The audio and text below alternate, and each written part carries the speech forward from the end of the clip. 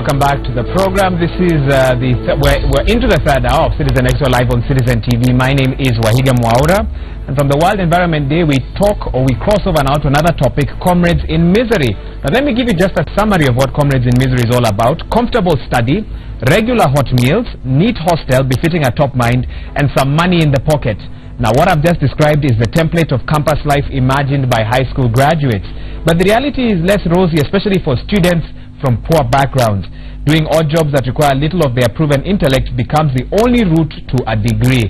Now, that's a story that aired live on Citizen TV, and exclusively rather, and it has raised quite some reaction. Now, Mercy Kandia, who did that story, has just given us a snapshot, or basically a summary of that story. Let's have a listen to that, and then she'll join us live in studio today. Let's roll that. Anakuambia tununi, anakuambia upime mboga, siwe ni mama mboga, pima. Na kweli mimi ni student, lakini nimeaccept tu naitwa mama mboga. Sometimes nakosa class, sema hata niende group niko na moja, na hiyo kidogo ya 25 years ifika, na notes natakana niandike. Sasa sometimes niendanga tu kuandika notes ya marafiki, ama najilalia tu. Nafulia wana kila weekendi. Sababu wanayofanya mimi nikiwafulia ni ili nikaweza kupata mahitaji madogo madogo ya hapa na pale, ili nikaweza kununua chakula, nikaweza kununua vitabu, kalamu, mafuta na mahitaji yote ya mwanafunzi, hasa mimi mwanafunzi msichana. I thought life could have been better. As the higher you go, the far much better it could become. But priority ni kwanza mainly ni school fees, alafu hao nyumba. And I've learned to survive hadi hata food because of priority yangu. Has the quest for higher education become a near matter of life and death? To help me discuss these issues, I'm joined by our features reporter, Mercy Kandia. Now, she did this story together with another features reporter who's also a Swahili anchor, Lulu Hassan. Lulu could not join us today, but I'm sure wherever she is watching this broadcast. Mercy, welcome to the program. Thank you, Wahiga. Good. Tell us, how did you come about such an amazing and heart-rending story? Yes, Wahiga, we were actually focusing on students from Garissa University who had been moved by the government from Garissa University College, the ill-fated university, to Moi University. And when we were asking even more questions about their concerns, because they called the newsroom saying the life is tough at the university, saying they have deferred their studies, some saying that they would want to go back to Garissa University. So when we questioned the university, it came to our realization that it's not only them who have issues with upkeep, that there are many students, about 500 and more, who on a daily basis struggle to get food on the table. So being a journalist, we traveled to Moi University, and just to be clear, Wahiga, it's not a matter that is exclusively happening in Moi University. It cuts across board, Wahiga. Okay, I know that you tried to capture some of the more extreme cases in your story, but are there other cases that you'd like to highlight right now that you were not able to put in that story, but still you feel Kenyans should know about some of the challenges that university students are going through? Yes, Wahiga, interestingly enough, one of the students that we talked to, Joseph Asiba, in fact, before we did the interview, he was very weak. So because we had, in fact, at the Dean of Students at his office, we were given about 10 students who we could do, but we couldn't talk to all of them. One of them was standing out, Joseph. He couldn't stand straight. He kept on leaning on the wall, and he was very weak. So we inquired about him, and we were told he hadn't eaten for a while. So we said he should rest first, or we start with him. And even when we were going to interview him, we had insisted that we buy him lunch, something small to eat at least. But he said that's not a big deal for him. He has learned to survive. In fact, some of the feedback that we were seeing, someone was giving them hope and saying that he survived in university about even 3 days without with just drinking hot water. It's not unique. Even from the feedback, the overwhelming feedback that we've seen on social media, people are going through this. And if you remember very well, one of the up sounds from one of the students, he was saying his priority is not food. It's first to get education fees. He was not able to access help, though he's telling me, I talked to him today in the morning, he's saying that He's been called by HELB officers just to be being told that HELB will open in the next 1 month and that he should apply. So he has to first of all know how to get to his former high school, Butula High School, to get his certificate, then apply. So the priority for these students is not even food. It's not food. It's as far as east is from the west. My goodness. Some of the ladies we talked to, grooming. In fact, the dean was telling us he had to one time do shopping for a student who, she's a female student. You can imagine, as a lady in the university, your needs are many. So she didn't have lotion. All those don't matter. It's crazy. The social needs among the university students it's dire. What has been the reaction from the university, from HELB, and from the government? Yes, it's good that you asked that question. In fact, some of the top university staff that we've talked to, they're saying that part of the solution would be, for example, the university pays its bills of electricity. You remember the students are cooking from the hostel. Yes. At 24 million shillings. Per month? The staff are saying that they've been doing papers on proposal on how to handle this issue. Because remember, Wahiga, many of them are telling us they are forced, because they have children, to dig into their pockets to provide for the students. So they were saying that part of the solution could be that they should be able to feed students from the university. As I mentioned, that's right. They were saying that they pay 24 million shillings to Kenya Power because students are using that much of electricity and among other things within the university to pay the bills. But the same money that the government through the university is paying to Kenya Power, the university estimates it has about 11,000 students to 12,000.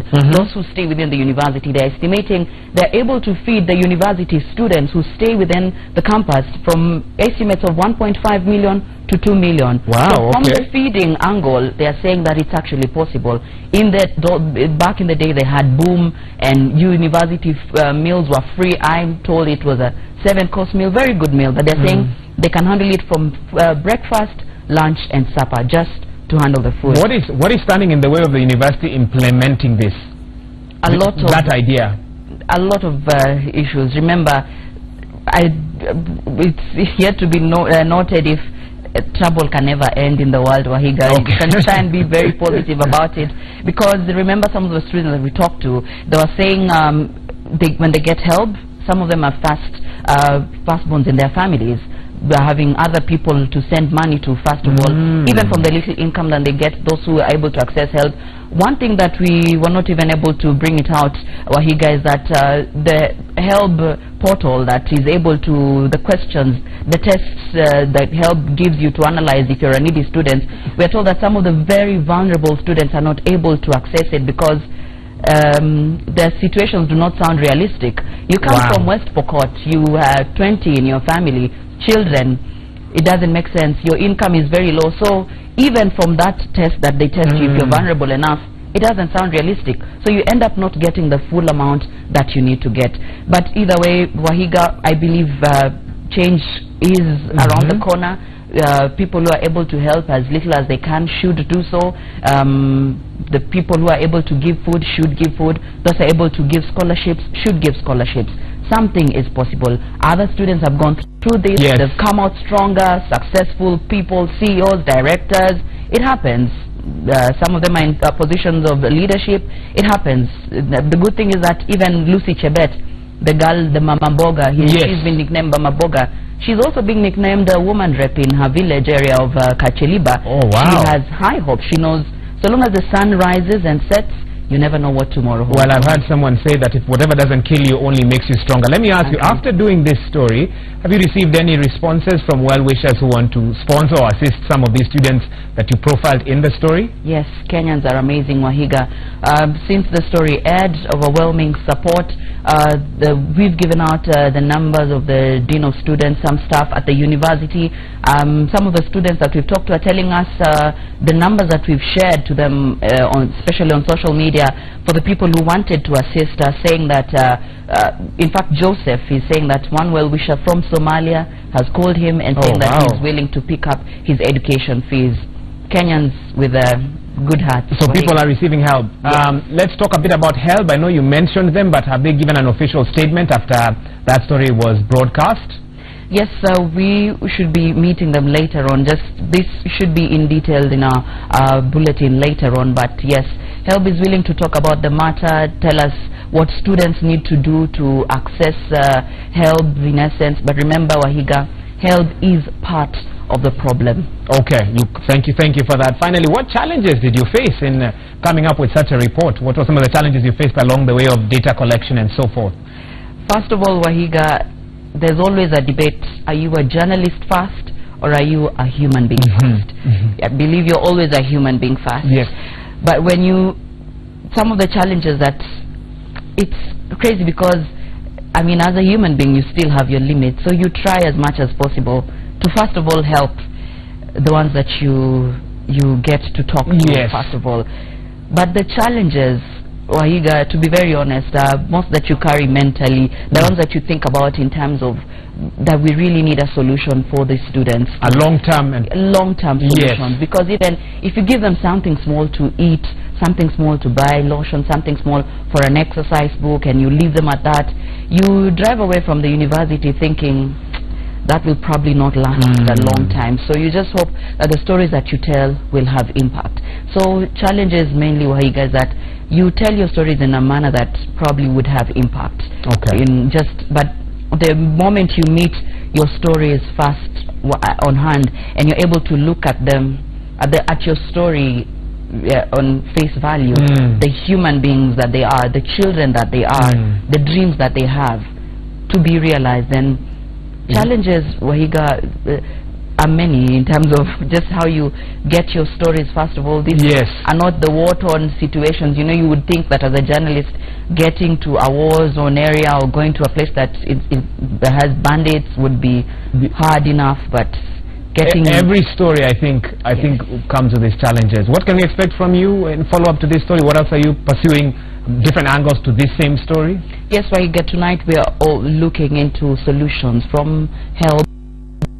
Well, we're looking at the people who've come to assist, so not to let anything out of the bag, but keep it Citizen News to just keep updated in terms of Comrades in Misery. I think we'll wrap up the interview there. Thank you for coming in, taking time to come here and talk about that. Thank you for pursuing that story till its logical end, and we certainly hope and pray that permanent solutions will be found. Well done to you and to Lulu Hassan for that particular report, Comrades in Misery. If you missed it, you can catch it on YouTube, on our website citizentv.co.ke, and on our YouTube channel as well. Well, let's take a look at other news-making headlines across the borders. And 2 days ago, Britain was hit by yet another attack on London Bridge, with attackers ramming a van into passengers and carrying out mass stabbings. Today, though, they reopened the bridge. London Bridge, the scene of a terror attack that claimed the lives of 7 while leaving 50 injured, was yesterday. 2 days after attackers rammed a van into pedestrians, the London Bridge welcomed back pedestrians who were allowed to walk on the bridge, with cars also given access to cross. Security was high after an incident that was the 3rd major militant assault in Britain in less than 3 months. As part of the ongoing investigation, police have arrested 12 people in East London, with a number of young people also being detained. Well, from that report, we now bring you live pictures from the City of London, where the police have cordoned off certain streets close to the London Bridge, and that market where the 3 attackers then went to after attacking people on the bridge. Remember, they rammed into several pedestrians on the London Bridge first at about 10:30 p.m. Before heading over to a borough market where they stabbed some of the revelers who were also there. Of course, it was an easy night in London where people were out to have fun, but these are live images now that we're bringing for you, and as you can just see, the activity, pretty much everything at a standstill. The only movement there is actually by the police. They've sealed off that particular area, and some of the statistics that we have so far is that 48 people have been injured, 12 people are in custody, and of course 7 lost their lives as a result of this incident. What the police are asking themselves right now is that for the 3 people who were arrested in regards to this incident, were they working alone? Were they working in cahoots with others? And of course, the intelligence services in the United Kingdom must be also asking themselves, how can 3 terrorism incidents happen within the last intelligence was not able to stop it. We don't know about a lot of information about these particular attacks because the police have been quiet in regards to them. The reports that we are getting from media houses that are based in London, whether it's BBC or CNN, what we are being told is that they are very scanty. The authorities are very scanty with information, but of course many tough questions there. Why could these terrorists not have been detected before they carried out these incidents? Where was the intelligence? I know that we'll get answers to some of those questions even as the investigations continue. Let's now cross over to Asia, and in an act, rather the Middle East, in an act that has shocked the world, 4 Arab superpowers have cut ties with Qatar, labeling it as a country that supports terrorism. David Oyuke also updates us on that report.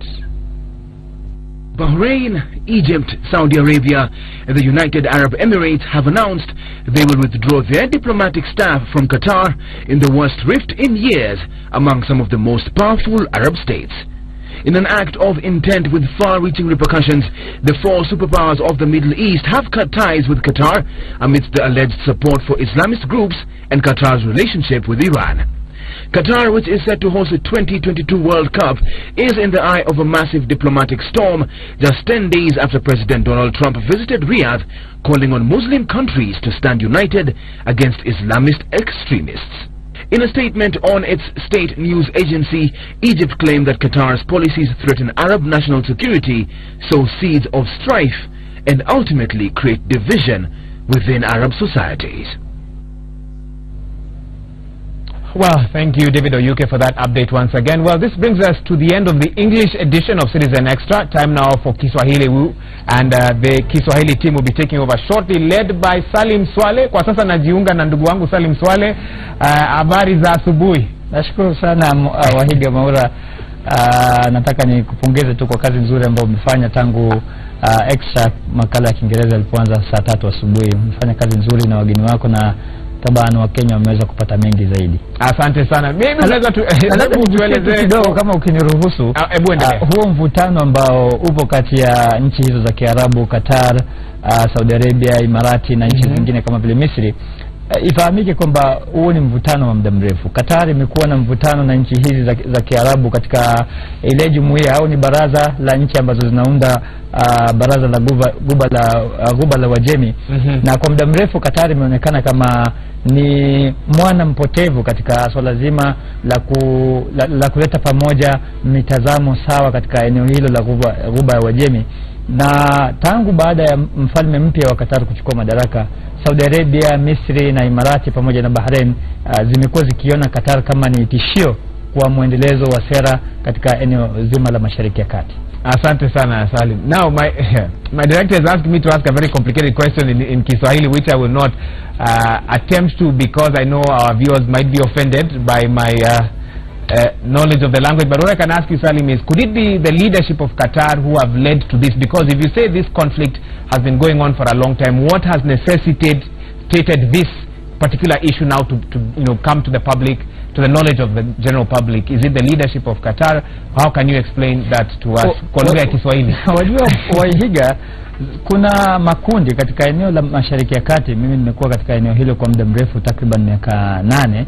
Na kumekuwa na makundi. Siasa za Mashariki ya Kati ni siasa ambazo ni siasa za aina yake.